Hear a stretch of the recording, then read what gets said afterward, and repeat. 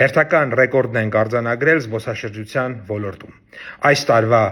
նոյեմբեր ամսին Հայաստան է եկել 176,571 զբոսաշրջիկ, ինչը ռեկորդային է Հայաստան եկած զբոսաշրջիկների վիճակագրության մեջ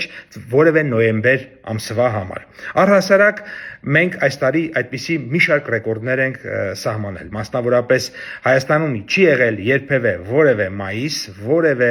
հունիս, որևէ հուլիս, որևէ օգոստոս, որևէ հոկտեմբեր կամ որևէ նոյեմբեր, որ այդքան շատ զբոսաշրջիկ գա Հայաստան, որքան եղել է այս ամիսների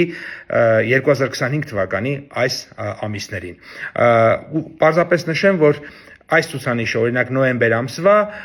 26%-ով ավելին է, քան 19 թվականի ցուցանիշը, 18%-ով ավելին է 23 թվականի ցուցանիշից եւ 15.4%-ով ավելին է նախորդ տարվա 24 թվականի ցուցանիշից։